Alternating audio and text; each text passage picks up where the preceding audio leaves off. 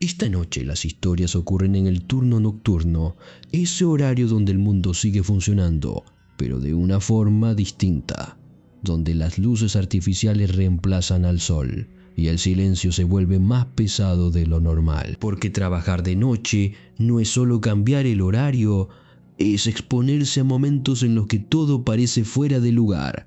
Pasillos vacíos que no deberían estarlo, máquinas que funcionan solas, y esa sensación constante de que alguien más está ahí, aunque sepas que no hay nadie. Pero esta noche no solo vamos a hablar de ruidos o sombras, también vas a escuchar relatos de personas que comenzaron un turno y sintieron que el tiempo no avanzaba, de lugares donde los relojes se detienen y de encuentros con figuras que no deberían estar trabajando, pero que siguen apareciendo noche tras noche. Hay quienes dicen que el turno nocturno no es peligroso, que todo está en la mente. Pero los que lo vivieron saben que hay horas en las que algo cambia, como si el mundo se quedara sin testigos y otras cosas aprovecharan ese momento. Así que si alguna vez trabajas de madrugada, presta atención. Escucha bien. Incluso cuando todo parezca en calma, porque si en medio de tu turno oís pasos detrás tuyo, o sentís que alguien te observa desde un rincón oscuro, no mires demasiado, porque tal vez no sos el único que está trabajando esa noche. Hola, esta historia me pasó cuando trabajaba de noche en una gasolinera a la salida de Toluca, en una avenida donde todavía pasaban camiones, taxis, patrullas y gente que venía de regreso de los pueblos cercanos. No era una estación abandonada ni un lugar perdido en medio de la nada. Tenía buena iluminación, cámaras, tienda de conveniencia, 2 baños, 4 islas de carga y una caseta donde nos turnábamos para descansar unos minutos cuando no había movimiento. Justamente, por eso tardé tanto en aceptar que lo que pasó no fue cansancio ni sugestión. Esta historia se llama El cliente de las 3:17. Yo entré a trabajar ahí porque necesitaba dinero rápido. Me dieron el turno nocturno de 10 de la noche a 6 de la mañana y aunque al principio me pesó, después me acostumbré. La noche en una gasolinera tiene su propio ritmo. Entre 10 y 12 todavía llega gente normal, familias, trabajadores, repartidores. Después de la 1 empieza el turno raro. Borrachos que quieren comprar cigarros, traileros callados, taxis con pasajeros dormidos, patrullas que cargan sin bajarse mucho, gente que paga con monedas, gente que parece que viene huyendo de algo.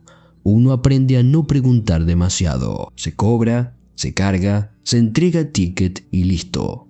La estación tenía una regla no escrita. A las 3 de la mañana no se quedaba nadie solo afuera. Si había cliente, el otro empleado miraba desde la tienda o desde la caseta. No por fantasmas, según nos decían, sino por seguridad. Robos, asaltos, clientes agresivos.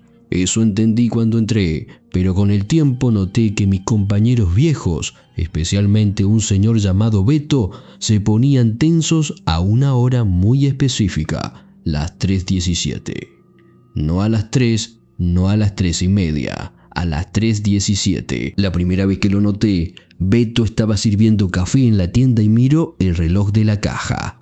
Era las 3:15. Dejó el vaso, caminó hasta la puerta automática, la trabó manualmente y me dijo: si entra alguien a cargar ahorita, no salgas hasta que yo te diga. Me reí, pensando que era una broma de novato. ¿Por qué? ¿Sale el diablo o qué? Beto no se rió. Peor, sale alguien que paga. Eso me pareció absurdo. Le pregunté qué significaba. Solo me dijo que había clientes que no convenía atender aunque trajeran dinero. A las 3:17 no llegó nadie esa noche. Beto destrabó la puerta a las 3:20 y siguió como si nada. Pasaron 2 semanas sin incidentes. Yo empecé a pensar que todo era una manía de viejo, hasta que una madrugada me tocó quedarme afuera mientras Beto iba al baño. Eran como las 3:10. La avenida estaba vacía. Las luces blancas de la estación zumbaban sobre el concreto y hacía un frío seco que se te metía por el cuello. Yo estaba apoyado en una bomba, mirando el celular, cuando vi entrar un coche. Era un Tsuru blanco, viejo, con la pintura opaca y un golpe hundido en la puerta del conductor. Entró despacio, demasiado despacio, y se detuvo en la isla 2. No traía música, no traía acompañantes visibles, no traía placas delanteras. Miré el reloj por reflejo. 3:17. Sentí una incomodidad tonta, causada más por la advertencia de Beto que por el coche en sí. El conductor bajó la ventana apenas. No le vi bien la cara, solo la mano, muy pálida, sosteniendo un billete doblado. «Lleno», dijo. La voz sonó baja, ronca, como si hablara desde muy adentro del carro. Yo dudé, miré hacia la tienda. Beto no estaba. Pensé en la regla. Pensé en lo ridículo que sería negarme a atender por una hora exacta. Y al final hice lo que cualquier empleado nuevo y necesitado de conservar el trabajo habría hecho. Agarré la manguera y abrí el tanque. Mientras cargaba, el surtidor empezó a marcar litros, pero el sonido era raro. No era el flujo normal de gasolina cayendo en el tanque. Era como si el líquido golpeara un espacio hueco mucho más grande. Miré abajo del coche por si había fuga. Nada. El contador seguía subiendo. 10 litros. 20, 30, 50, 60. Un Tsuru no carga eso. Quité la manguera de golpe. El marcador seguía corriendo. Ahí sí me asusté. Apreté cancelar. Nada. El número seguía subiendo como si todavía cargara. En ese momento, la puerta de la tienda se abrió y Beto salió casi corriendo. «No le cobres», me gritó. El conductor giró la cabeza hacia él. Por primera vez, vi parte de su cara en el espejo lateral. No era una cara destrozada ni monstruosa. Era peor. Era una cara normal, pero completamente mojada, con agua o sudor escurriendo desde el cabello hasta la barbilla. Los ojos no se le veían, solo dos sombras bajo el reflejo del tablero. Beto llegó junto a mí, agarró la manguera y la colgó de un golpe. El contador se apagó. El conductor extendió la mano con el billete. «Ya cargué», dijo. «Beto no lo tocó. Aquí no se le recibe». El coche quedó encendido, vibrando apenas. El hombre mantuvo la mano afuera unos segundos más. Luego soltó el billete. Cayó al piso mojado, aunque no había llovido. Beto recogió el billete con una bolsa de plástico, sin tocarlo. Era de 200 pesos, pero estaba empapado y olía a gasolina vieja mezclada con agua estancada. «¿Qué fue eso?», pregunté. Beto me miró con enojo y miedo al mismo tiempo. «El cliente de las 3:17. Esa noche me contó lo que sabía. Años antes de que yo trabajara ahí, un Tsuru blanco llegó a cargar de madrugada. El conductor iba borracho o desvelado, eso nunca quedó claro. Discutió con el despachador porque decía que le habían cobrado de más. Se fue sin cerrar bien el tapón del tanque, salió rápido y a pocas cuadras chocó contra un camión estacionado. El coche se incendió parcialmente, pero lo raro fue que el hombre no murió por el golpe ni por el fuego. Según Beto, cuando lo sacaron, tenía los pulmones llenos de gasolina y agua, como si hubiera respirado dentro de un tanque. El ticket marcaba 3:17. Yo le dije que eso no tenía sentido, que una persona no podía aparecer años después a cargar gasolina. Beto respondió: «Yo no dije que venga a cargar. Viene a que alguien le cobre». Le pregunté qué pasaba si alguien le cobraba. No me contestó de inmediato. Guardó el billete mojado en una caja metálica donde, para mi horror, había otros billetes iguales, todos doblados, todos con manchas oscuras. «El que le cobra empieza a deberle cambio», dijo. Pensé que era una frase más de esas que la gente usa para asustar. No lo era. A la noche siguiente, a las 3:17, el Tsuru volvió. Esta vez yo estaba dentro de la tienda con Beto. Las puertas estaban trabadas. El coche se estacionó en la isla 2. El conductor bajó la ventana. No se escuchó nada desde dentro, pero el surtidor se encendió solo. La pantalla marcó 0. Luego empezó a correr sin manguera conectada. Litros, pesos, litros, pesos. Beto apagó la bomba desde el tablero interno. La pantalla siguió contando unos segundos más y se detuvo exactamente en 317 pesos. El coche tocó bocina una vez, luego se fue. Después de eso, durante varias noches empezó a pasar algo aunque el coche no apareciera. La bomba 2 amanecía con olor a gasolina vieja. El piso bajo esa isla estaba húmedo. Los tickets salían con una línea impresa sin que nadie los pidiera. Pago pendiente.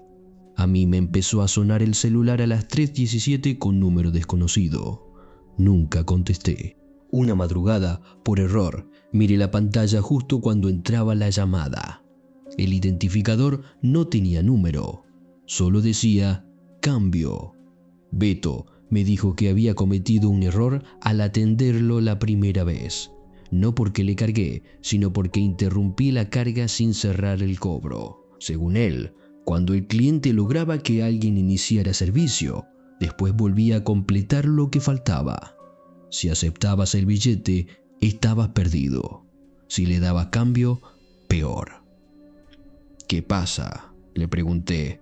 Beto se quedó mirando la avenida. Te empieza a seguir hasta que le pagues con lo único que todavía acepta. No quise preguntar más. La última noche fue un viernes. Había movimiento hasta tarde y quizá por eso bajamos la guardia. A las 3:16 entró una patrulla a comprar café. Beto fue a atenderlos dentro de la tienda y yo quedé afuera acomodando una manguera. Miré el reloj demasiado tarde. 3:17. El Tsuru ya estaba frente a mí. No lo vi entrar, simplemente estaba ahí en la isla 2. El conductor bajó la ventana completa. Esta vez le vi la cara. Era un hombre de unos 40 años, hinchado, mojado, con los labios azulados y los ojos abiertos de una forma imposible, como si llevara demasiado tiempo sin parpadear. En la mano traía el mismo billete doblado. «¿Me debes cambio?», dijo. Yo retrocedí. La bomba se incendió sola. La manguera saltó del soporte y cayó al piso, tirando gasolina que no olía a gasolina fresca, sino a tanque podrido. Desde la tienda, Beto golpeó el vidrio y gritó algo, pero no lo oí bien. El hombre del coche abrió la puerta. Eso nunca había pasado. Bajó un pie. El zapato estaba quemado en la punta y lleno de agua. Luego el otro. El aire se llenó de olor a plástico quemado, gasolina vieja y carne húmeda. Yo no podía moverme. El hombre caminó hacia mí con el billete extendido. «Cóbrame bien», dijo. Entonces, Beto salió con un extintor en las manos y roció la bomba 2, el piso, la manguera, todo. La nube blanca nos cubrió. El hombre se detuvo. Beto empezó a gritarle: «¡Aquí ya se cerró tu cuenta! ¡Aquí ya no se te despacha!». No sé si eso significaba algo o si solo fue desesperación, pero funcionó. El conductor giró la cabeza hacia Beto, sonrió apenas y dejó caer el billete al suelo. Luego volvió al coche. La nube del extintor se disipó poco a poco. El Tsuru ya no estaba. En el piso quedó una marca negra de llanta mojada y el billete doblado. Beto no lo guardó esta vez. Lo quemó detrás de la estación dentro de una lata, junto con los otros que tenía en la caja metálica.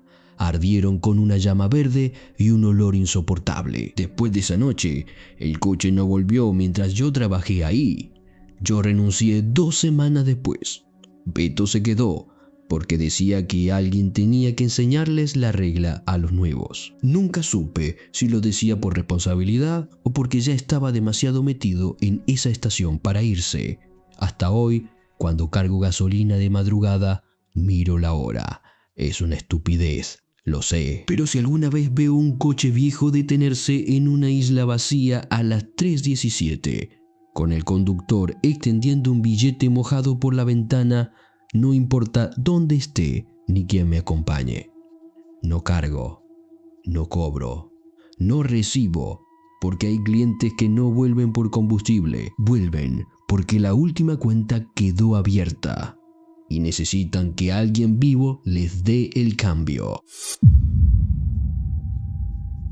Muy buenas tardes o noche. Esta historia me pasó cuando trabajaba de policía municipal en un turno nocturno en Michoacán. No voy a decir el municipio exacto, porque todavía hay gente viva que podría reconocer detalles, pero sí puedo decir que era una zona de calles tranquilas, colonias viejas, terrenos baldíos y caminos que de noche parecían más largos de lo que eran. Esta historia se llama El reporte de la casa sin número.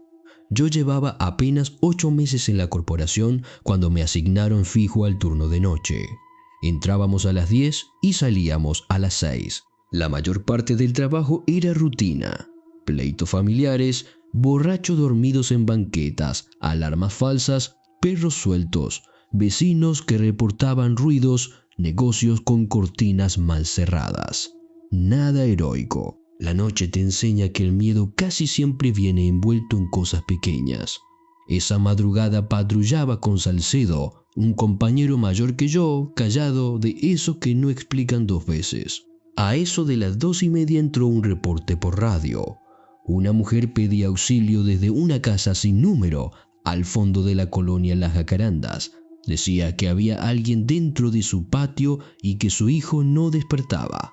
El problema fue que la colonia Las Jacarandas no tenía fondo. Terminaba en una barda vieja y unos terrenos baldíos. Salcedo escuchó el reporte y no respondió de inmediato. La operadora repitió la dirección: calle Fresno, última casa, sin número, portón verde. Salcedo apagó la sirena antes de arrancar. Esa calle no tiene portón verde, dijo. Yo pensé que se refería a que conocía la zona. Fuimos igual. Al llegar a Fresno, todo estaba oscuro. Pasamos una casa, 2, 3. La calle terminaba donde yo recordaba. Barda, maleza, basura, nada más. No había última casa, no había portón verde. Iba a avisar por radio que no localizábamos el domicilio, pero antes de hablar, vimos una luz al final. No estaba sobre la calle, estaba detrás de la barda. Una luz amarilla, como de foco viejo, encendida donde debía haber terreno baldío. Salcedo frenó. Los dos nos quedamos mirando. «No te bajes todavía», me dijo. La radio volvió a sonar. La misma operadora, pero con la voz entrecortada. «Unidad, la reportante dice que ya los ve afuera. Que entren rápido». Se me heló la espalda. Nosotros no estábamos afuera de ninguna casa. Salcedo tomó el radio. «Central, confirme número de llamada». Hubo silencio. Luego estática.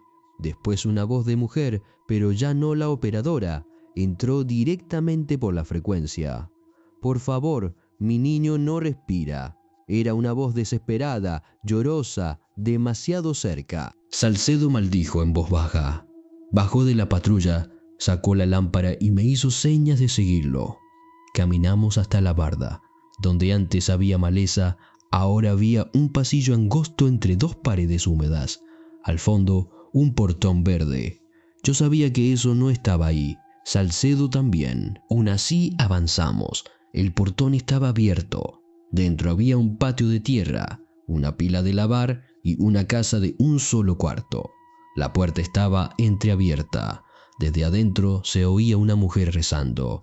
«Policía municipal», dijo Salcedo. «Salga con las manos visibles». Nadie salió. Entramos. La casa olía a humedad y leche agria. Había una mesa, una cama vieja, una silla caída y sobre la cama un niño acostado, tapado hasta el pecho.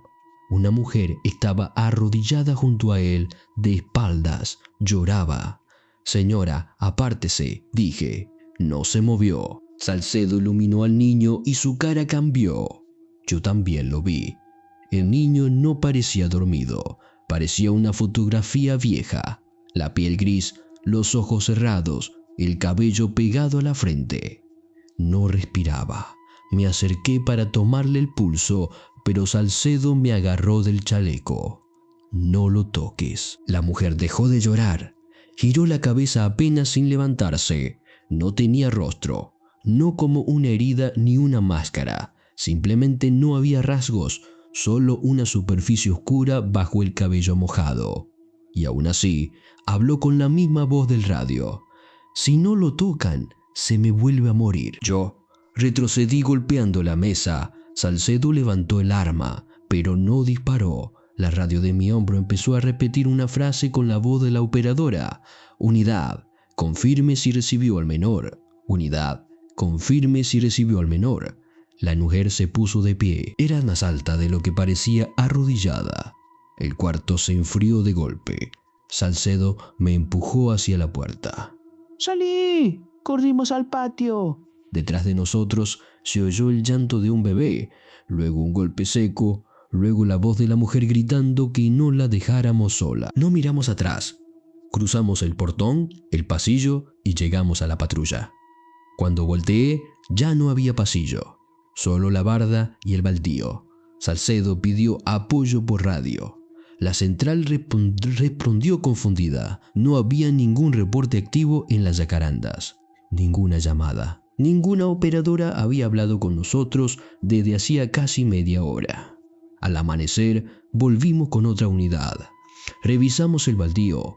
Entre la maleza, junto a la barda, encontramos restos de una construcción vieja, cimientos, pedazos de mosaico y una pila de lavar quebrada. Un vecino anciano nos contó que ahí había habido una casa muchos años atrás.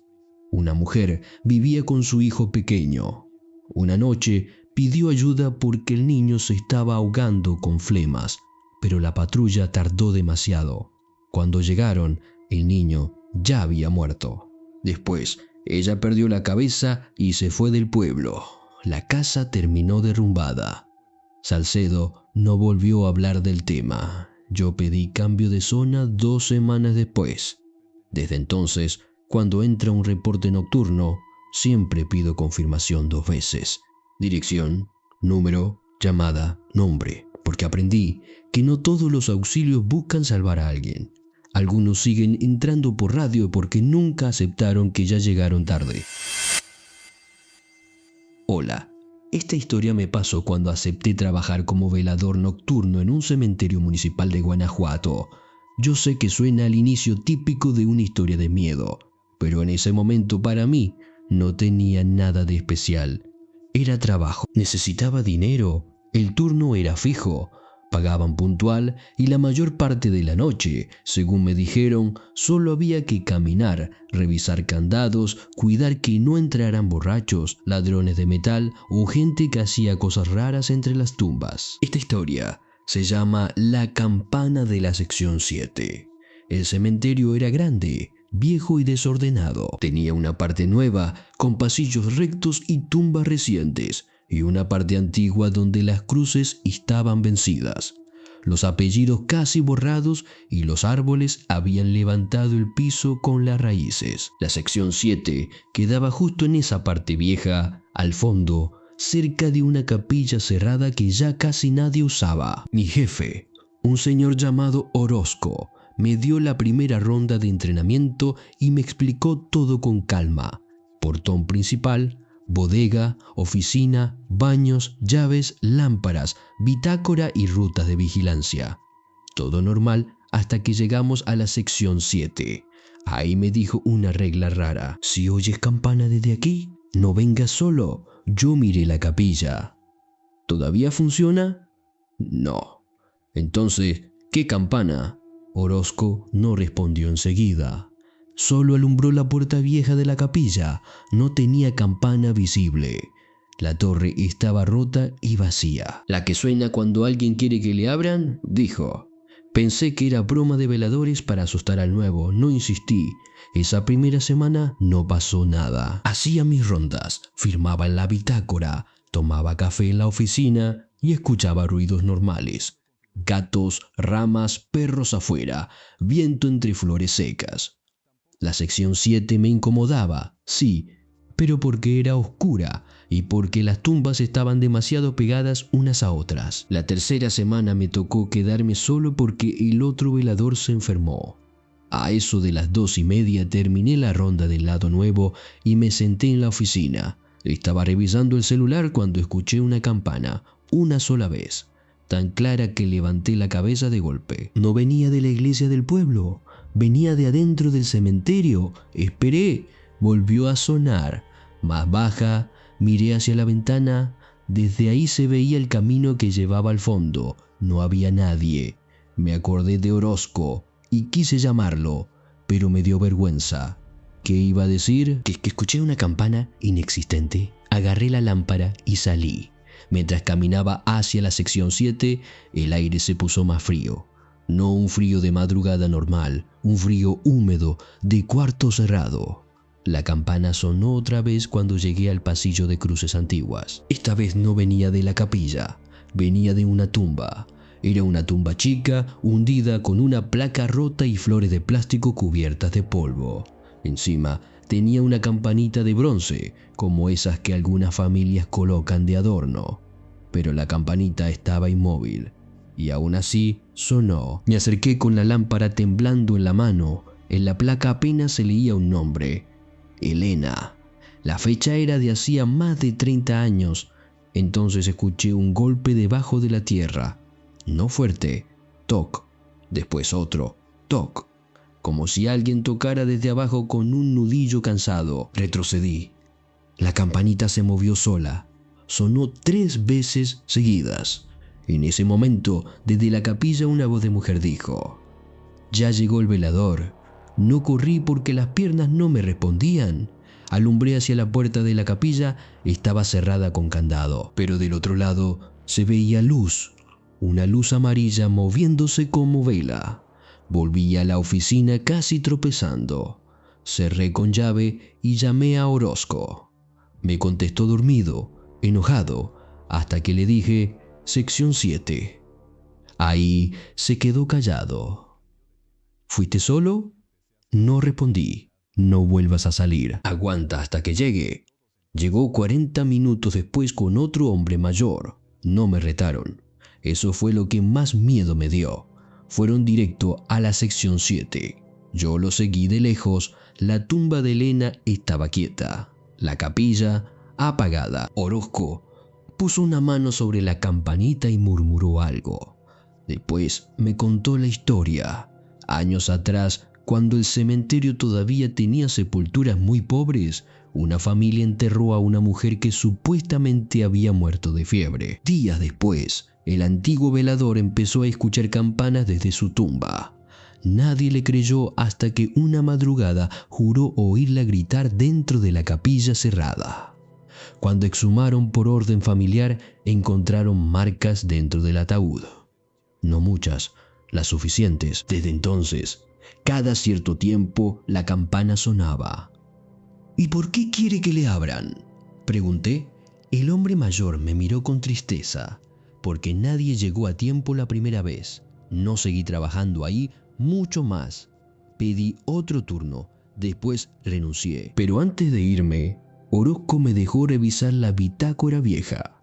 En varias páginas, escritas por distintos veladores, aparecía la misma anotación: campana en sección 7. No abrir, no responder. La última noche que trabajé, antes de entregar las llaves, escuché la campana otra vez. No salí. Me quedé en la oficina hasta el amanecer, con la lámpara prendida y las manos heladas, porque entendí algo horrible. En un cementerio, no todo lo enterrado descansa. A veces hay muertos que no quieren salir para hacer daño. Quieren salir porque todavía creen que alguien puede salvarlos. Hola, esta historia me pasó cuando trabajaba como guardia nocturno en una fábrica de muebles abandonada parcialmente en las afueras de Monterrey. Digo, parcialmente, porque la empresa no había cerrado del todo. Todavía usaban una bodega, una oficina administrativa y un pequeño taller de corte durante el día, pero la mitad vieja del predio llevaba años sin funcionar. Ahí estaban las máquinas grandes, las líneas de armado, los hornos de secado de madera y un comedor enorme, donde antes entraban más de 100 empleados por turno. Esta historia se llama El empleado que fichaba después de muerto. Yo entraba a las 10 de la noche y salía a las 6 de la mañana. Mi trabajo era sencillo: revisar portones, mirar cámaras, hacer 3 rondas por el perímetro y registrar cualquier movimiento. Lo más peligroso, según me dijeron, eran los ladrones de cable, los muchachos que se metían a tomar y los gatos que activaban sensores. Nada más. La primera semana fue tranquila. La fábrica hacía ruidos normales del lugar viejo: láminas que crujían, tuberías, madera acomodándose con el frío. Lo único raro era el reloj checador de la entrada antigua.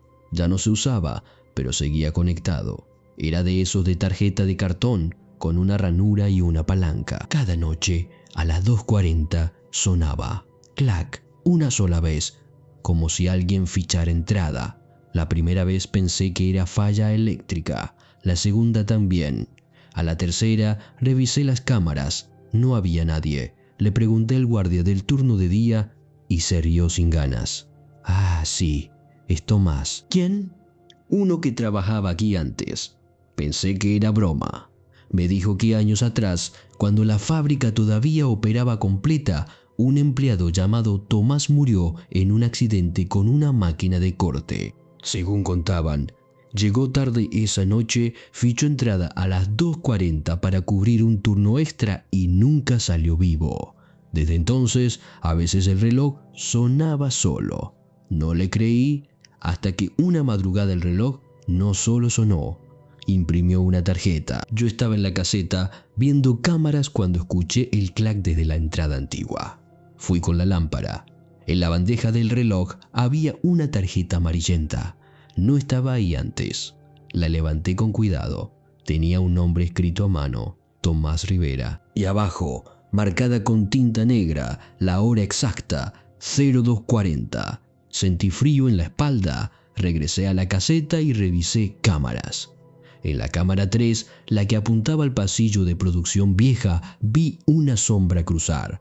No una sombra flotando ni algo teatral.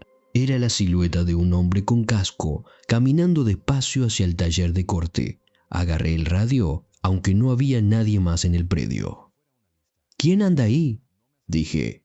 La estática respondió. Después una voz baja salió del radio. Vengo a terminar mi turno. Solté el aparato. La cámara mostró al hombre detenerse frente a la máquina donde, según la historia, había ocurrido el accidente. La máquina estaba desconectada desde hacía años, sin corriente, sin uso, pero en la imagen se encendió una luz roja del tablero. Fui al pasillo, no sé por qué, tal vez por obligación, tal vez por estupidez. Mientras caminaba, escuché máquinas funcionando detrás de las paredes, sierras, motores, bandas transportadoras, pero al alumbrar todo estaba quieto: polvo, madera vieja, herramientas oxidadas. Llegué al taller de corte. La máquina estaba apagada. Sobre la mesa metálica había una tarjeta de empleado, la misma foto que había visto en la tarjeta del reloj. Tomás Rivera, joven, con bigote, casco amarillo. Detrás de mí, alguien dijo: ¿Me firma la salida? Me giré. No había nadie, pero el reloj checador sonó otra vez desde la entrada. Clac. Miré la hora. 3:17. Volví corriendo a la caseta. En la bandeja del reloj había otra tarjeta. Esta vez no decía Tomás, decía mi nombre completo, escrito con una letra torcida. Y abajo, en vez de entrada, decía salida pendiente. Ahí sí llamé al supervisor, no contestó. Llamé al guardia del día, tampoco. Me encerré en la caseta hasta el amanecer. Cuando llegó el personal de limpieza, la tarjeta con mi nombre ya no estaba. La de Tomás tampoco, pero en el libro de novedades apareció una línea que yo no había escrito. Empleado Tomás Rivera solicita relevo. Turno incompleto. Renuncié esa misma semana. Antes de irme, el guardia de día me confesó algo. No todos los que escuchan el reloj ven a Tomás, solo los que hacen ronda después de las 2:40. Y si aceptas firmarle la salida, al otro día tu nombre aparece en el registro de personal antiguo, como si hubieras trabajado ahí toda la vida. Desde entonces, no acepto turnos nocturnos en fábricas viejas, porque hay lugares donde la jornada laboral nunca terminó y hay empleados que no vuelven para asustarte. Vuelven porque todavía están esperando que alguien les autorice salir.